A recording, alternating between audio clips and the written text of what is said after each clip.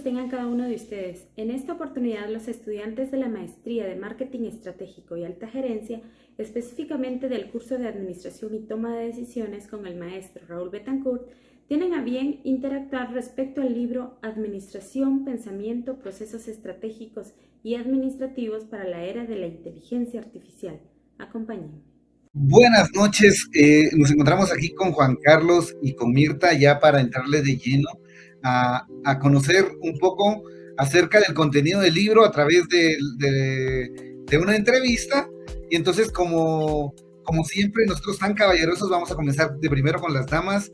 Y Mirta, buenas noches. Tú eres politóloga y creo que nos vas a enriquecer un poco con esa parte de tu profesión. Y creo que Juan Carlos es administrador. Todavía nos va a enriquecer un poco más porque casi que todo libro se dedica al tema de la administración.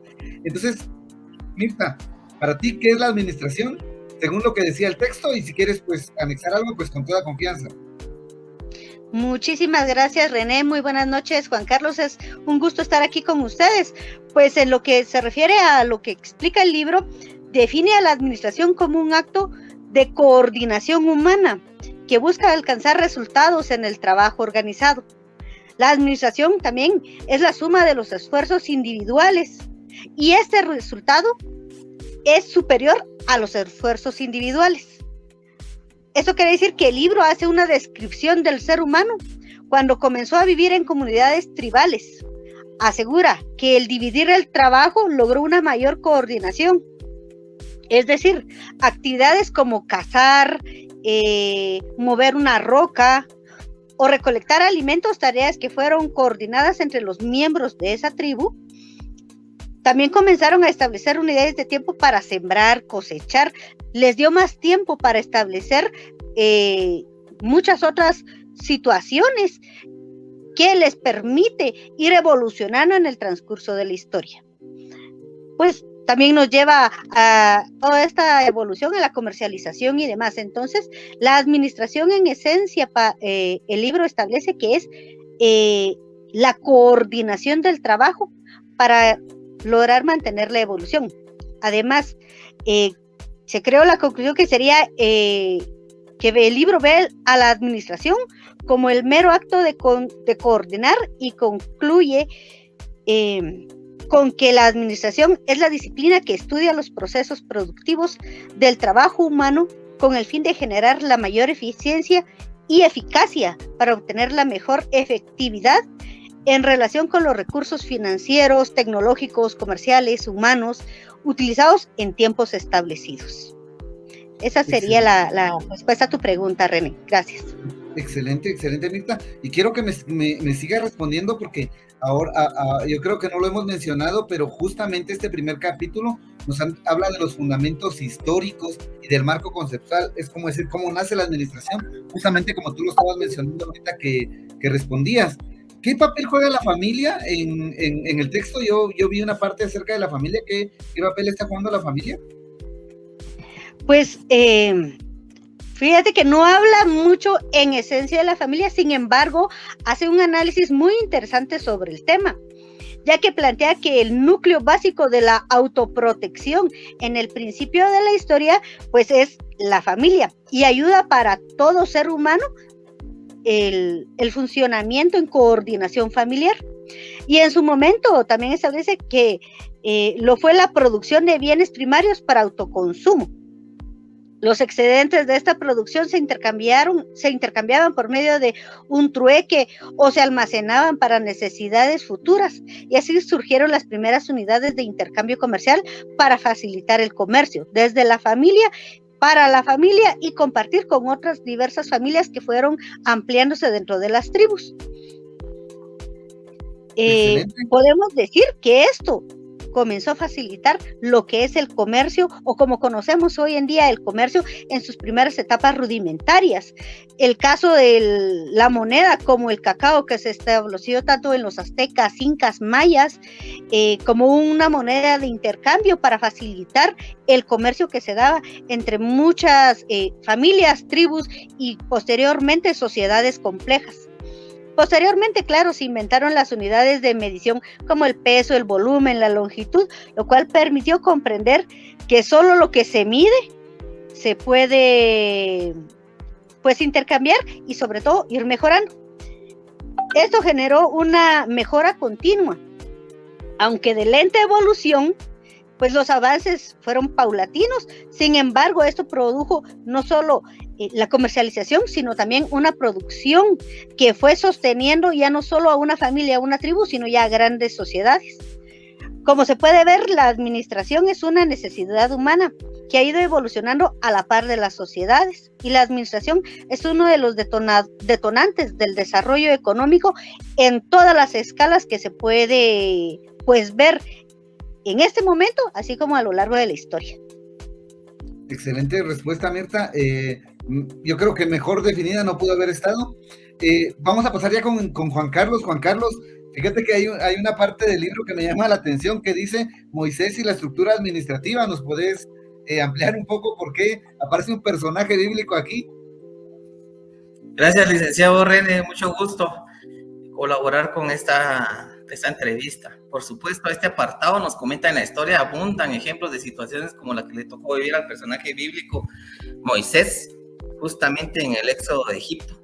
Moisés intentó llevar al pueblo de Israel al éxodo de Egipto, pero durante 39 años su habilidad de organización creció de una estructura administrativa enorme, por lo que Jetro, su suegro, le aconseja, y son tan sabias las palabras, creo que hasta nuestros papás nos lo dicen: Moisés, debes aprender a formar jefes de grupos de trabajo, por ejemplo, agricultura, guerra, comercio, religión, justicia, construcción, etcétera, todos los ámbitos sociales prácticamente, seleccionando los más aptos por función y trabajando en equipo. Con ellos podemos decir que es un antecedente de la delegación y de la autoridad. Puede ser línea funcional porque recordemos que es como un organigrama. Yo lo entendí. Podemos decir que Moisés y Jetro fueron precursores del surgimiento de la organización social y de alguna manera de lo que se menciona ahora de la planeación estratégica. Excelente. Y ya que nos pusimos un poco históricos, Juanca, ¿por qué se dice que en el texto que los romanos crearon la gerencia? Bueno, Roma es un tema, tiene mucha historia Roma. Los romanos, aparte de que fueron el ejército más grande que pudo haber existido en el planeta, justamente los romanos destacaron por varios campos de acción. En materia jurídica crearon conceptos vitales que hasta la fecha rigen tanto en lo público como en lo privado. Podemos afirmar que son los creadores del concepto actual de la gerencia, pues implementaron la figura del mandato. Eso es muy importante. Es un contrato de delegación legal de autoridad para crear que terceros se encarguen de asuntos administrativos específicos. Creo que el término management significa delegado formal con capacidades de gerencia y de gestión. Pero no solo los romanos crearon los roles administrativos, mi estimado René. Para ellos el término persona significó máscara o rol usando un personaje teatral. Máscara quiere decir más allá de la cara de un individuo o objeto. Le da figura y le da vida a una persona como gerente o representación o institución, que es lo que se maneja actualmente, mi estimado René. Excelente. Volvamos con Mirta. Mirta, yo también vi que en el texto hablaba de la iglesia. ¿Qué papel jugó la iglesia en la creación de la administración? Bueno, seamos concretos, pues la iglesia no solo jugó un papel, sino ha venido jugando un papel muy importante para la cuestión de la administración. Hay que tomar en cuenta que la iglesia católica o romana pues, se constituye en Roma precisamente, y como ya lo había dicho Juan Carlos, pues ellos son pioneros en muchas de estas situaciones. Entonces hay que establecer que, digamos, la iglesia católica o romana en el momento pues dividió territorios, también se dividió en diócesis, parroquias, iglesias, capillas, una estructura completa y compleja en el Imperio Romano y se extendió posteriormente a muchos otros lugares de todo el mundo. Por ende, su gran aporte fue el modelo administrativo que sirvió y sirve como ejemplo para las corporaciones en el sentido industrial. Ellos se parecen que son los pioneros de la industrialización de la fe a nivel internacional. Y no solamente la iglesia, ¿verdad? En el proceso evolutivo muchas aportaciones hubo en el campo administrativos, y un claro ejemplo es lo que escribe Maquiavelo para justamente la iglesia, o el príncipe de la iglesia en el momento, dedicado a la función política, que de las cabezas de los reinos y cómo administrar el poder de las diferentes formas, o sea, no solo en la iglesia, no solo dentro del gobierno, sino que ya dentro de una empresa con tintes administrativos directamente, pues se ha empleado mucho las directrices que Maquiavelo establece en sus diferentes compendios de libros. Pues los holandeses y los Países Bajos también son otro grupo que a partir de lo que forma la iglesia, pues van teniendo forma y moldeando todavía más la administración, creando los modelos de bolsas de valores, las letras de cambio, para evitar el traslado de dinero. Ya es una evolución completa de la administración. Pues tienen como forma de mantener su credibilidad ante otras naciones y ante otras empresas como el principio del oro. Y por ende, después se dan las consecuentes actos de piratería y demás. Para evitar esos es que se forman entonces ya las letras de cambio, que si bien se las podían robar, no te quitaban el oro, el dinero en ese momento. Siguiendo con eso mismo, Napoleón es el creador de códigos mercantiles que permitieron el desarrollo de sociedades anónimas. Entonces, pues la iglesia, como pionera de todo este sentido industrial de la administración, pues ya te digo, es el gran importador de la industria de la fe a nivel internacional. Ese sería el punto de partida de cómo es que la iglesia estuvo dentro de la evolución de la administración. Excelente, ¿verdad? Lo que la Iglesia Católica, ya cuando fue creada como una institución por los romanos, pues todo el aporte que trajo positivo para esta parte de la evolución en la administración. Y creo que ahí mencionabas tú a un par de personajes que como politóloga te han de encantar, al menos estudiarlos desde fuera, ¿verdad? Ya al ser compatibles, pues ya es de cada quien, ¿no? Pero mencionaste a Maquiavelo y a Napoleón. Me encantaría que hablaras también de alguien que no sé si sea muy conocido para ti, pero hay un tipo que se llama René Descartes, que también es mencionado en este proceso evolutivo de la administración. Yo creo que el texto menciona a René Descartes. ¿Puedes contar algo acerca de lo que dice? Claro, René Descartes, tomemos en cuenta que es uno de los pioneros a partir de la época de la Iluminación, posterior al oscurantismo que se generó en gran parte del mundo. Entonces, él es pues el padre del método científico, que a partir de ese momento pues nos enseña cómo llevar una metodología o el camino establecido para poder obtener un sistema claro y conciso de todas las investigaciones que se planeen o que se tengan en la vista, ¿verdad? También la idea de dedicarnos a dudar, siempre la duda, para que todo tenga un principio, pero no un final directamente. Pues René Descartes trató de ordenar el sistema tradicional que se tenía de mejorar los sistemas de la producción artesanal que teníamos, ¿verdad? A partir de su método científico. Producción artesanal como la agrícola, la administrativa, que se fundamentaba en el ensayo y en el error en ese momento, pero al trasladarlo al método científico, el ensayo y el error no te causaban muchos estragos como era en un principio. Ese registro de la práctica y de cada uno de los hechos daba como que un historial de lo que estábamos realizando, un historial, digamos, de las compras. Podríamos decirlo que él es el padre de los historiales de las compras, de los historiales de todo lo que se realiza. Y por ende ese registro te ayuda a no caer de nuevo como que en los mismos errores, ¿verdad? Un ejemplo muy práctico que se realizó es en México y lo podemos ver en la fabricación de dulces regionales, en el cual la gente incluso registra sus patentes hoy en día por medio de este método del método científico para mantener un registro de todo esto y de esa manera complementar todos los procesos administrativos que tiene el ser humano a lo largo de toda la historia.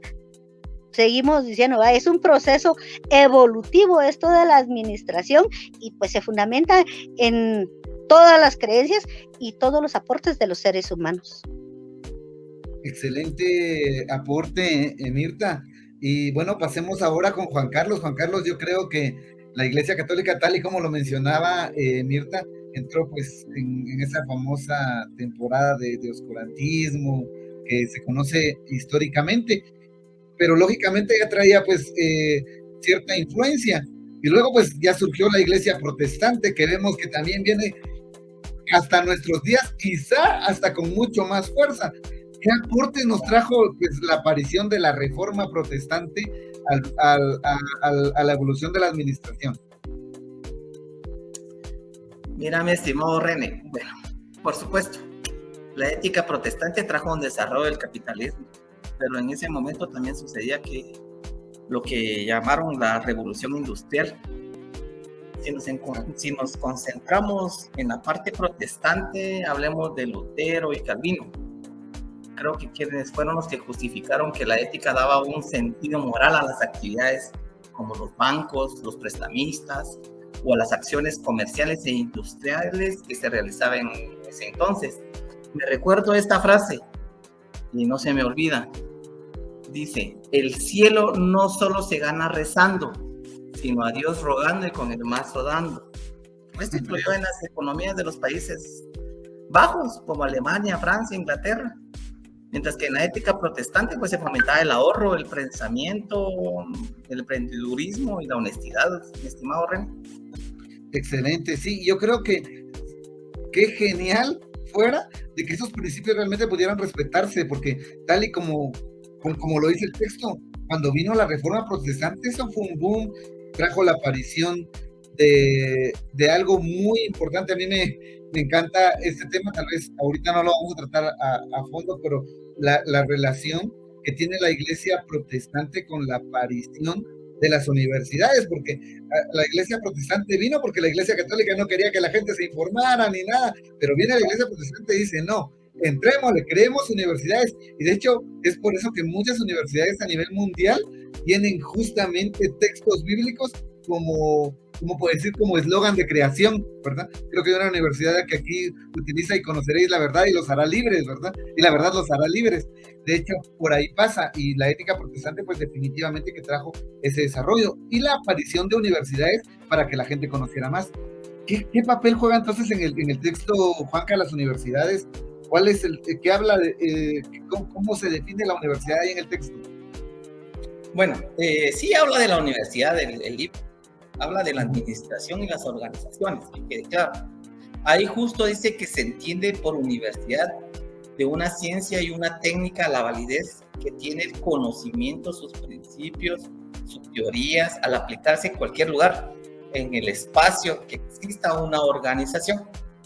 También nos comenta de la administración, como la ciencia y el método científico para ejecutar, entendiendo el concepto de ciencia basado en la creencia de racionalizar las fuerzas de la naturaleza, o llámele en la idea de que es posible encontrar las relaciones causales entre dos o más conjuntos de sucesos. Excelente, también vi de repente ahí, Mirta, ¿nos puedes ampliar un poco? Hay una palabra que yo pensé que era más contemporánea, pero ahí dice que la palabra cibernética creo que viene de antes, ¿no? La verdad es que para mí fue sorprendente. ¿Nos puedes contar un poco qué dice el texto respecto a la cibernética? Es bastante interesante, ya que hoy en día utilizamos la palabra cibernética como algo muy, muy actual y como que fuera el descubrimiento del siglo. Sin embargo, se habla de cibernética desde el tiempo de los griegos, ya que es un vocablo griego que significa gobernar, administrar, dirigir. de una forma más simple, es como manejar o pilotear un navío, ¿verdad? Sin embargo, la cibernética actual es el estudio interdisciplinario de las estructuras organizacionales, ya que la cibernética lo que hace es organizar estructuras dentro de sistemas y regularlos para que funcionen de una manera que nos brinden el apoyo y el conocimiento específico para poder utilizarlos y poder aprovecharnos de los mismos para poder seguir avanzando. Por ende, al aplicar las funciones organizacionales a través de la inteligencia artificial, se sustituye el trabajo burocrático de poco valor agregado. Digamos, hoy en día vemos que hacer una transacción en el banco es tan fácil que te conectas al teléfono y haces una transferencia y ya no tienes que ir a hacer la gran cola, firmar el cheque, pasar al cajero o darle a alguien un cheque y que vaya a hacer la cola, pasar al cajero y todo lo demás. Entonces ya es una situación bastante organizada y regulada por un sistema de inteligencia artificial que, como bien se dice, elimina el trabajo burocrático que está de más, y también esa automatización va sustituyendo la manufactura hoy en día, y por ende vemos que hoy en día las producciones, por ejemplo, de autos y demás, pues ya todas son industrializadas o con manufactura de índole automatizada. Y las aplicaciones de esta inteligencia artificial hoy nos permiten realizar casi de todo, desde tener esta conversación hasta hacer transacciones millonarias sin tener que ir a los lugares donde vamos a hacer la compra o algo por el estilo, y que solo nos la envíen, ¿verdad? Entonces, pues como es el siguiente paso de la administración de una empresa, incluso de la administración humana. Excelente. Yo creo que, bueno, nos encantaría conocer más de solo con este capítulo 1, podríamos quedarnos como mucho tiempo, pero creo que cabal son solamente 30 minutos por cada capítulo, entonces ya nos quedan cerca de 7 minutos para terminar. Entonces, vamos a hacer como las últimas. Te quiero hacer una última pregunta, Mirta, y de repente te hago una última pregunta, Juan Carlos, para cerrar. Mirta, digamos, ¿cuál es el perfil profesional del administrador, para no quedarnos con esta pregunta? ¿Y qué dice el libro acerca de la administración como profesión? Pues es un poquito difícil colocar un perfil específico, ya que, como vimos, la administración lleva un proceso evolutivo bastante largo, y pues el administrador ha sido desde el jefe de la tribu, el jefe de la familia, el jefe de la iglesia, ahí sí que el papa, el jefe de las universidades. Hoy en día hasta la informática, la cuestión la inteligencia artificial ya está como una descripción de cómo un individuo puede ser catalogado como un profesional de la administración. Pues es un poquito difícil definirlo, pero desde el punto de vista organizacional, los perfiles nos permiten localizar profesionales y sirven para desarrollar y formar un conjunto de individuos en una disciplina a lo largo de toda una carrera. Por ende, la administración no puede ser tomada solo desde un punto, sino que tiene que ser el complemento de muchos puntos de vista, y por ende la carrera de administración pues es una carrera bastante completa y compleja. Y entonces hablamos de un administrador como profesión para tener una mejor idea de cuál sería el perfil, así a grosso modo, de un administrador. Es que él tiene como objetivo incrementar la eficiencia de todas las organizaciones sociales, independientemente sea una organización política, comercial, económica, financiera o, no sé, de familia. Ellos son administradores y el objetivo de ellos es administrar o incrementar con eficiencia cada uno de los objetivos que pretende alcanzar. Excelente, Mirta, de veras, muchas gracias, de veras, por haber compartido con nosotros pues lo que pudiste aprender, y bueno, lo que pudimos aprender todos juntos al leer estos primeros 4 capítulos del libro. Te agradecemos tu participación, y entonces, Juan Carlos, vamos a cerrar, no sé si con una, de repente, a ver si nos surge ahí otra pregunta, pero digamos ya de manera directa, ya que Mirta nos habló del perfil y de la parte de administración como profesión, ¿cuál sería entonces la función del administrador, así ya de manera directa? ¿Cuál es la función? Bueno, el libro establece 3 específicamente, que es dirección, gerencia y la parte operativa, ¿verdad? En el caso de la dirección, pues serían la toma de decisiones, conceptualizamos la función de la empresa y fijamos estrategias. Si hablamos del rol de la gerencia, implantamos tácticas para el cumplimiento de estrategias, muy importante. Observamos procedimientos, aplicamos presupuestos y trabajamos en equipo. Y el último rol, el operativo, pues consiste en realizar el trabajo conforme a procedimientos para obtener estándares de productividad de acuerdo con los estándares reales de tiempo y calidad. Eso sería, mi estimado René. Yo creo que para Juan Carlos fue fácil esta respuesta porque definitivamente sos administrador y creo que por ahí pasa lo tuyo. Creo que haber leído el texto fue solamente refrescar tus conocimientos. Pero mira, terminarnos diciendo justamente esto. O sea, digamos, yo sé que vos tenés justamente el conocimiento y todo. No sé si el texto habla un poco acerca del conocimiento, pero también de la experiencia. Porque a veces, digamos, administradores se pueden formar, pero digamos, hay administradores que lo hacen formados, pero por la experiencia, ¿verdad? No tanto por la academia. Sí, como lo mencionas, cabalmente el conocimiento es el saber individual producido por la experiencia, es algo que a través del tiempo vas adquiriendo. El conocimiento permite la solución de problemas derivados de la acción o de la necesidad gerencial administrativa. En eso se resume todo, mi estimado René. Ahí estamos, entonces, una vez más, muchas gracias Mirta, muchas gracias Juan Carlos. Un gusto saludar a todos los que están viendo este video y bueno, vamos a continuar con los próximos capítulos. Continuamos con las entrevistas acerca del libro Administración, que es el libro que hemos estado leyendo. Que bueno, volvamos a mencionar justamente ahorita que iniciamos con 2 personas que son mercadólogas. Tenemos ahí a Edgar y a Rodrigo.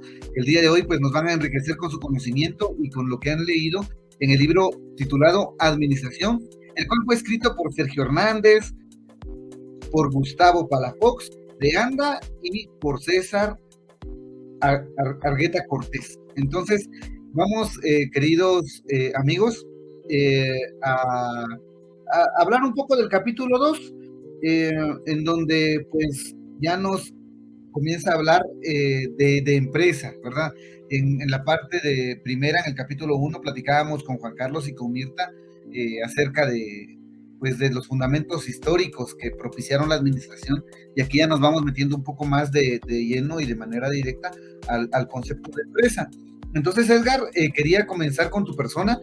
Quería saber para vos y para el texto, ¿verdad? ¿Cómo analizas esa parte?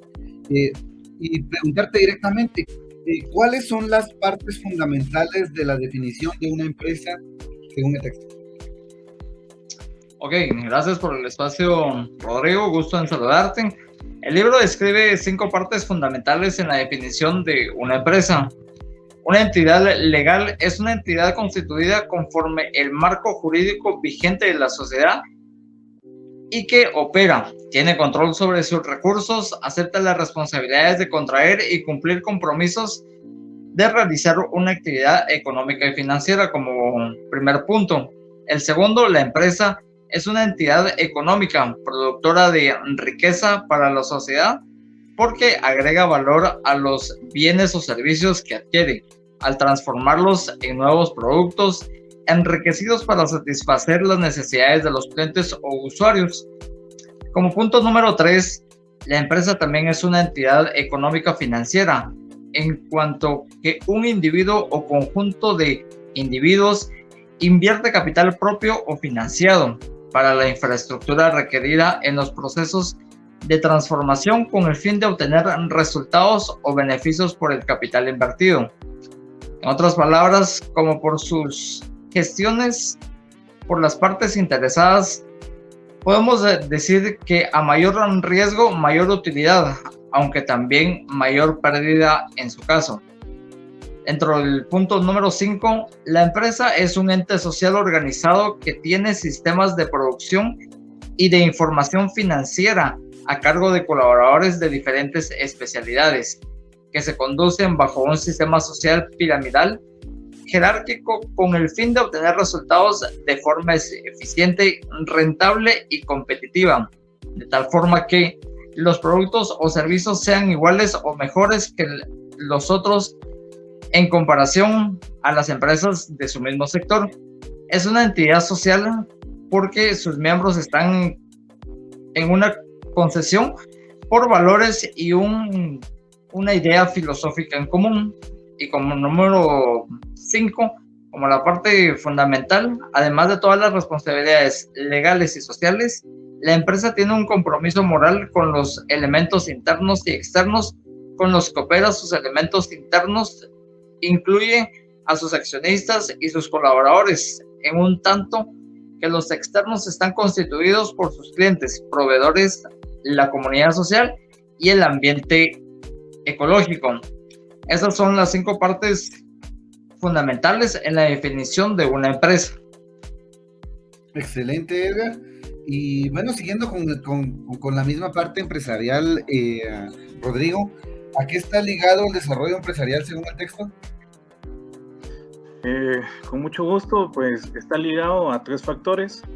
El primero es a la comprensión empresarial. Esto en términos se puede distinguir o se puede marcar como la misión y visión. Va a permitir determinar los sistemas administrativos y sus procesos, a generar una estructura y una aplicación acorde a los diferentes tipos de tamaño de cada empresa. Ese sería el primero.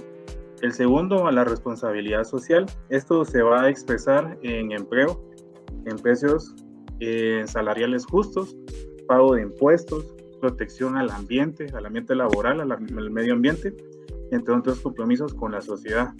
Y el tercero es a la planeación de desarrollo, pero para el país, generar un horizonte a largo plazo con alcances que sirvan en el marco de los diferentes sectores de la industria o de la producción y sus desarrollos que contemplen escenarios de cambios a favor tanto en tecnología a largo y mediano plazo.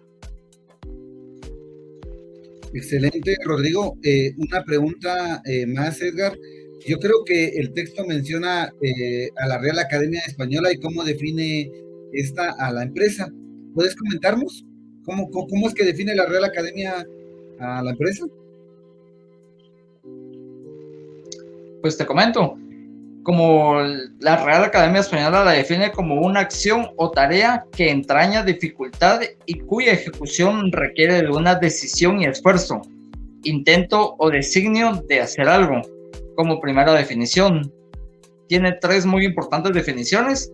Te comento la segunda. La empresa es una entidad social donde sus miembros están cohesionados por valores y un ideal filosófico que les permite convivir y servir a todas las partes interesadas, además de la misión y visión empresarial.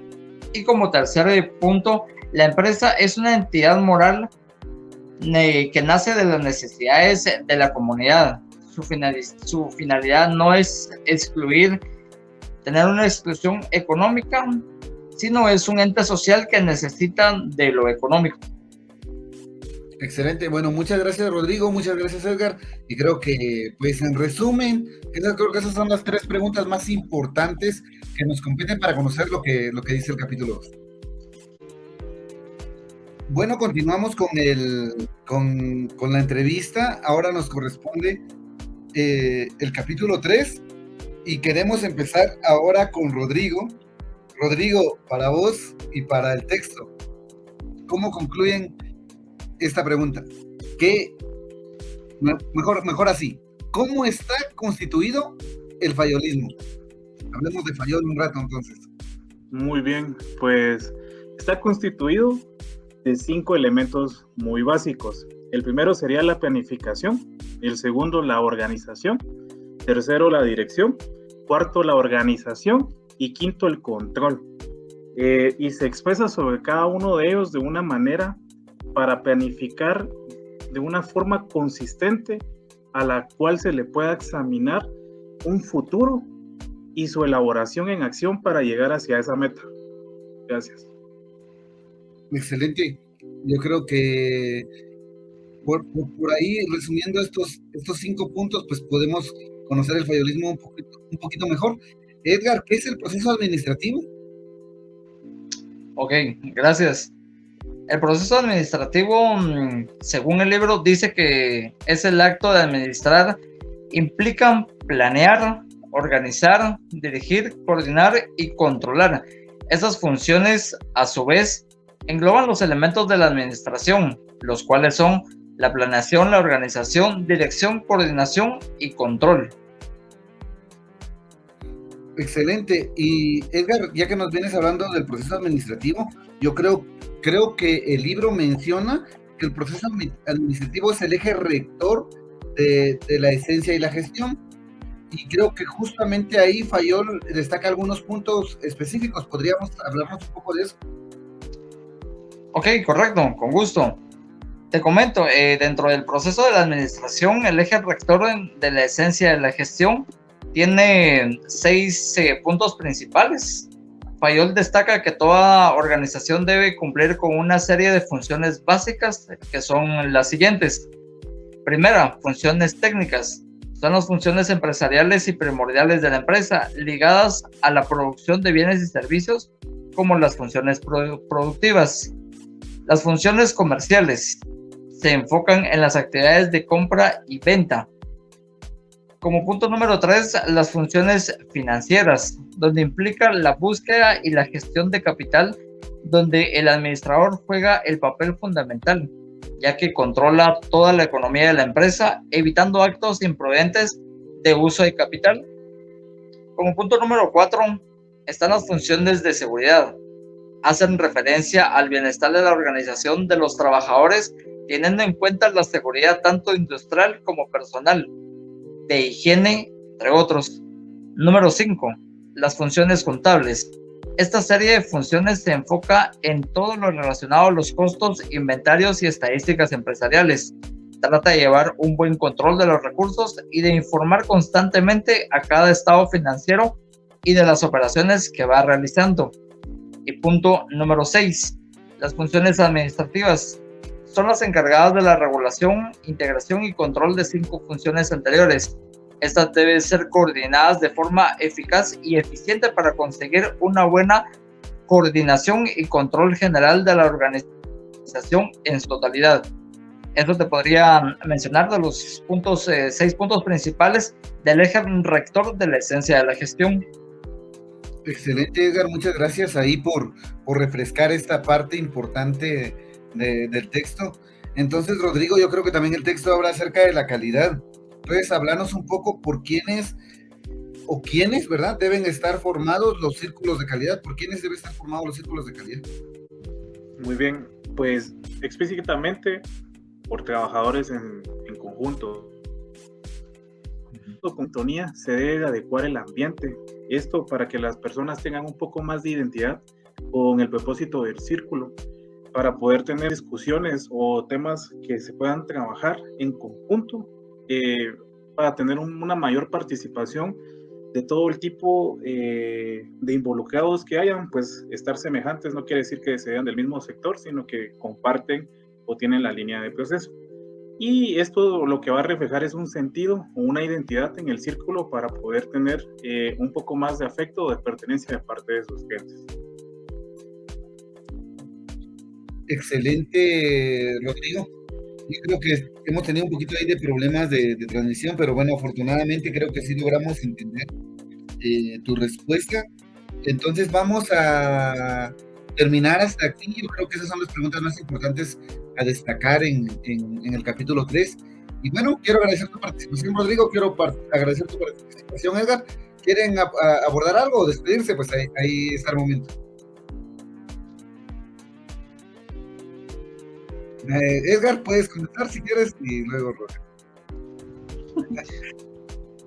Ok, gracias por la oportunidad. Un libro muy enriquecedor que aporta mucho conocimiento para poder tener un mapa más general o conocer más sobre la administración desde el punto de vista de Fayol. Excelente. Rodrigo, tienes el momento para despedirte ahí. Pues agradecer el tiempo y recomendarles que pongan en práctica los círculos de calidad, ya que esto fomenta a la resolución o a la maximización de actividades dentro de la zona de trabajo o zona laboral. Excelente. Pasen todos un buen día, una buena tarde y una feliz noche, dependiendo de la hora que nos estén viendo. Buenos días, buenas tardes, buenas noches. Vamos a continuar analizando el libro Administración, escrito por Sergio Hernández, Gustavo Palafox de Anda y César Aguado Cortés. Y hoy vamos a tener a dos invitados de lujo para esta última parte. Tenemos aquí al ingeniero Julio César Carao y al licenciado Jani León, a quienes les damos la bienvenida. Cuando comiencen a respondernos las preguntas, pues pueden ahí dar el respectivo saludo. Este capítulo 4 pues habla de cosas muy interesantes, ya metidos directamente a la parte de estandarizaciones y todo ello. Y entonces, Julio, te damos la bienvenida. Puedes presentarte ahí y saludar y hablarnos un poco del nacimiento de la estandarización y la normalización de los procesos productivos. Muchas gracias, licenciado René, es un gusto de saludarlo y un gusto saludar a todos a la audiencia ahí que miren el video. Pues dentro de la normalización y la estandarización podemos mencionar que uno de los primeros que empezó con estos procesos fue Adam Smith, es un economista inglés. Él fue el primero en tratar los sistemas de producción en línea, donde cada obrero realizaba un trabajo específico en el cual se especializaba, y él se iba modificando totalmente el sistema artesanal donde el obrero realizaba todo el trabajo. Posteriormente vino James Mill y publicó en 1820 pues, un ensayo relacionado con el análisis y síntesis de los movimientos mecánicos de los operarios, es decir, empezaron a haber una serie de estructuras en las cuales cómo realizaban sus trabajos para poder estandarizarlo. Posteriormente, en 1656, el francés Blaise Pascal desarrolló la teoría de la probabilidad, en la cual se popularizó mucho en distintos juegos al azar de la época, en donde creó sistemas para poder dar probabilidades en ciertos procesos. En 1801 también Gauss publicó la teoría de números, en la que perfeccionó la teoría de Pascal, la que se había trabajado en 1656, así como la teoría de la distribución de frecuencia y repetición de los hechos, es decir, son procesos que vienen subsecuentes uno de otro. A finales del siglo XX, pues Frank Gilbert, destacado seguidor de la corriente de la administración científica, insistió en aplicar la estadística a la administración de negocios, y a la cual consideraba que era una gran ayuda para la administración, sobre todo para controlar las variables claves en los términos deseados, ahora llamados estándares. Entendemos por estándares que algo que se desarrolla de manera similar o igual en cada una de sus actividades. Después de la corriente de Taylor y Gilbert se desarrollaron herramientas matemáticas de mucha utilidad, tanto para la planeación como para el control de operaciones, las cuales son utilizadas hoy en día por muchos negocios. Es decir, la estandarización y la normalización ha hecho que las empresas vayan mejorando los procesos y a la vez, pues, cada proceso tiene una mejora continua y puede estandarizarse nuevamente conforme vayan apareciendo nuevos sistemas que puedan ayudar a las organizaciones a tener una mejor administración. Gracias, Julio. Yo creo que mencionaste a dos personas en el mundo de los economistas son bien populares, ¿verdad? Primero Adam Smith y luego a Blaise Pascal, que bueno, es un tipo que también en el mundo de los programadores también es muy conocido justamente por la teoría de juegos. Pero yo creo que también hay alguien que también hizo aportaciones acerca de este tema y yo creo que salen muy conocidos por los administradores y quién mejor que Jani para que el día de hoy nos hable acerca de las aportaciones de Taylor. Bienvenido, Jani. ¿Qué tal, René? ¿Cómo estás? Qué gusto volver a compartir con vos, ¿va? Por medios digitales. Es bien sabido que cuando hablamos de Taylor es un autor básico para todos los administradores. En todo momento de la carrera se van gestionando sus historias y podemos decir que en lo que es el método científico Taylor lo utilizó para estudiar las operaciones, los tiempos y los movimientos de los trabajadores en la línea de producción, con el fin de mejorarlo a través de estándares y fases del proceso. Por lo anterior, se puede considerar que Taylor es el padre de los movimientos científicos. También podemos decir que su estudio se basó en observaciones que le permitieron elaborar procedimientos y formas para trabajar más estándarmente en las fábricas. Y a esto se lo denominó científicamente el método científico. También podemos decir que él, para llegar a sus conclusiones, experimentó con la ayuda de empleados fuera de horarios de trabajo. Los métodos que probó mejoraban la producción y se aplicaron al trabajo cotidiano de la empresa donde él hacía sus experimentos, y previo a esto realizó una capacitación. También podemos decir que Taylor concluyó que sería más factible aplicar la estandarización en cualquier proceso en la organización social. Eso podemos hablar de Taylor en términos generales. Excelente. ¿Y del Taylorismo en el siglo XXI nos puedes hablar también? Taylorismo del siglo XXI. Creo que toda la teoría de Taylor se fue evolucionando con el traspaso del tiempo, ¿verdad? Pero si podemos tener un ejemplo claro del Taylorismo del siglo XXI, son las normas ISO 9000 en todas sus versiones, las cuales verifican el grado de estandarización para garantizar la fiabilidad de los productos e insumos y están perfectamente alineados con la globalización de la cadena productiva y del consumo. Estas ISO también abordan las competencias laborales, debido a que son parte esencial de todas las certificaciones que se otorgan. Excelente. Julio, volvamos con tu persona y nos puedes hablar un poco de la econometría administrativa. Claro, licenciado René, pues principalmente la econometría es la técnica que mide las variables económicas de un sector de la economía, de un país y de una región en particular. Esto se hace por medio de ciertos indicadores básicos como el Producto Interno Bruto, la tasa de crecimiento económico, la tasa de inflación, el índice de precios, las cotizaciones en bolsa de valores en aquellos países donde se desarrolla, así como también el grado de riesgo del país, lo que dan algunas instituciones internacionales. También son datos fundamentales para la planeación estratégica para estudios de viabilidad de proyectos de inversión de las empresas, así como para investigación de mercados. Es decir, la econometría embarca una serie de parámetros en los cuales puede ser medibles tanto para un país y que también involucra a las organizaciones. Excelente. Es lo que te puedo comentar de la econometría, licenciado René. Sí, excelente. La palabra es econometría. Yo creo que en principio, como tenemos aquí un texto donde estamos leyendo las preguntas, decía econometría, pero es excelente, es econometría la palabra.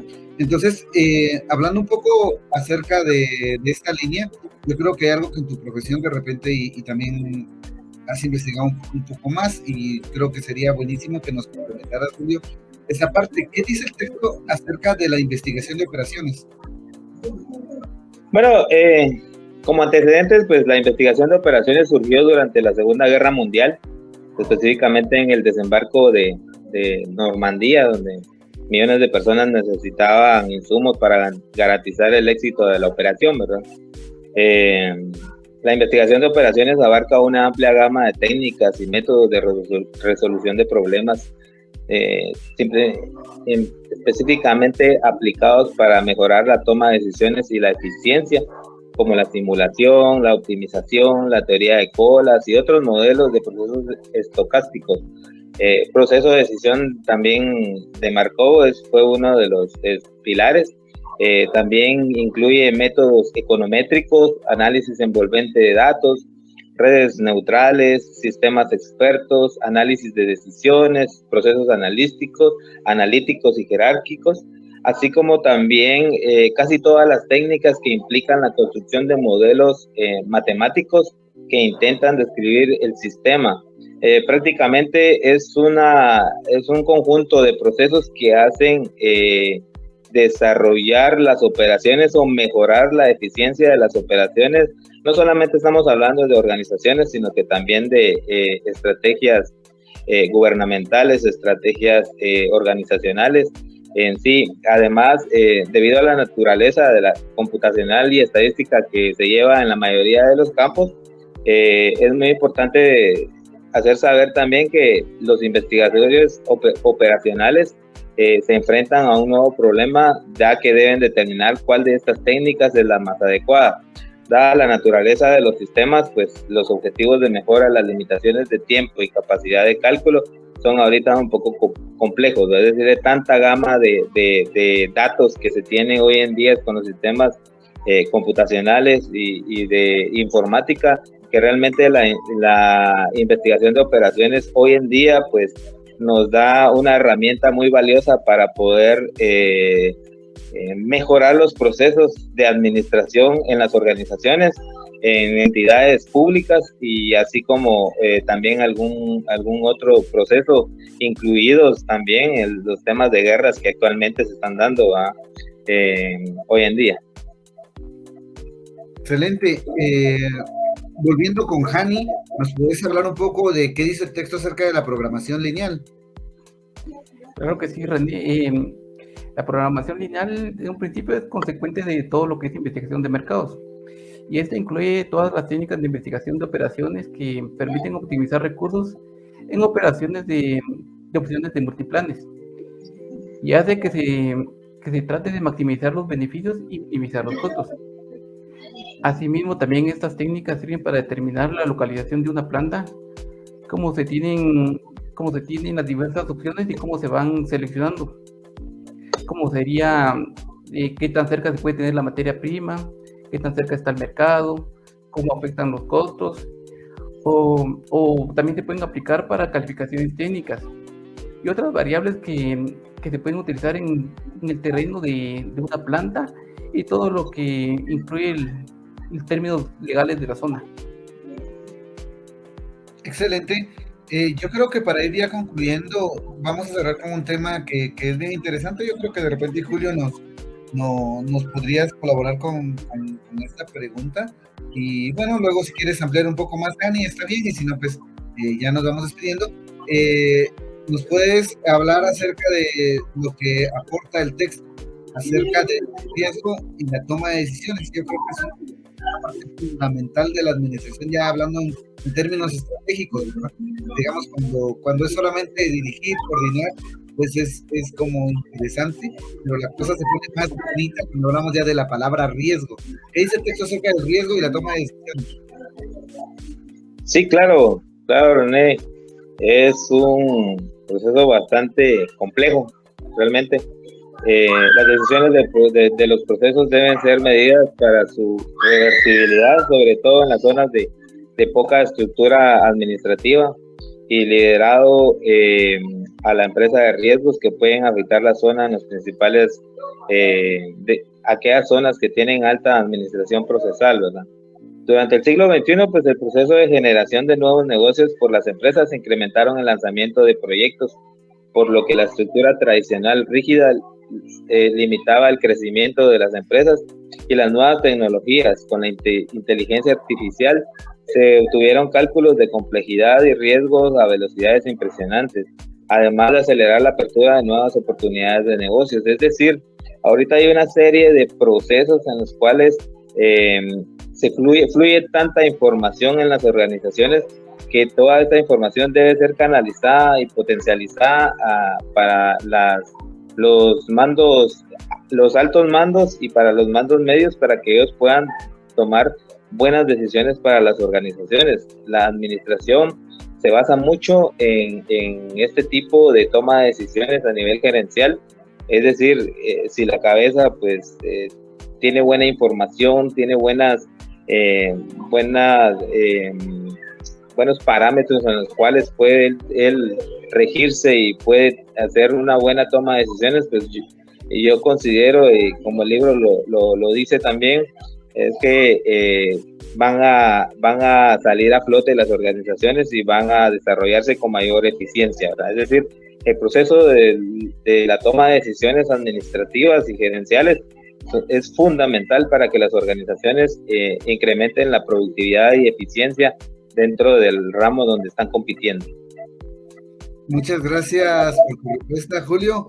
Entonces vamos a dejar a Hani, si quiere aportar algo más o tus palabras de despedida, Hani, y luego volvemos con Julio para despedirse. Claro que sí, René. Tal vez para aportar un poco más sobre el tema que tocaba Julio, debemos recordar que las decisiones siempre van a incurrir en un riesgo, y es parte del administrador y de la buena administración de la organización el poder minimizar lo menos posible este riesgo para poder encaminar a la empresa u organización hacia los fines que desean los socios de la misma. Y de igual modo, creo que el libro que estamos analizando es un buen libro para las personas que están introduciendo en el tema de la administración, debido a que toca puntos claves, los cuales con el pasar del tiempo y buscando más información resultan ser muy valiosos para nutrirse acerca de este tema. Gracias por tu aporte, Hani, ¿verdad? Eso es lo que realmente buscamos desde las ciencias económicas, ¿verdad? O sea, reducir justamente el riesgo, ¿verdad? Vamos a dejar a Julio entonces para tus palabras finales, Julio. Muchas gracias, compañeros. Realmente creo que el libro es una recopilación de información y de experiencias de muchas personas que realmente han aportado al tema de la administración. Considero yo que es de mucho aporte también para nosotros como estudiantes de la carrera de marketing y alta gerencia. Y para aquellos que vean el video, les recomiendo lean el libro, es muy bueno y realmente nos aporta mucho para el tema el tema gerencial y el tema administrativo. Muchas gracias a todos, esa es mi participación. Espero que tengan una feliz tarde, feliz noche, o no sé, en el momento que estén viendo el video. O feliz gusto mañana. de saludarlos. Ahí estamos, muchas gracias, Julio, muchas gracias, Hani, una vez más. Y bueno, para el cierre de este video vamos a dejar ahora las conclusiones a Idelma, que bueno, pues tiene la participación de conclusiones.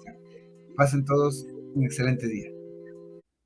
Dentro de las conclusiones de los primeros 4 capítulos del libro mencionado anteriormente, podemos definir la administración como la disciplina que estudia los procesos productivos de trabajo humano con el fin de generar la mayor eficiencia y eficacia para obtener mayor efectividad con relación a los recursos financieros, humanos, tecnológicos y comerciales.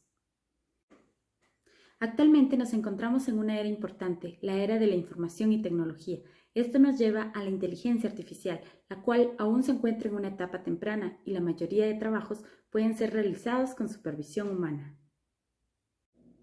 Actualmente, y por la situación en la que nos encontramos a nivel mundial respecto a la pandemia, se incrementaron nuevos negocios y se lanzaron proyectos con nuevas tecnologías. Esto con el objetivo de reducir la mano de obra y acelerar la apertura de nuevas unidades de negocios con inteligencia artificial. Agradecemos la participación de los estudiantes de la Maestría de Marketing Estratégico y Alta Gerencia, los licenciados Rodrigo Abraham Andrade, Jeremías René Tucush, Hani Albano León, Julio César Carao, Juan Carlos Queché, Mirta García, Edgar Manchú y su servidora Idelma López. Muchas gracias.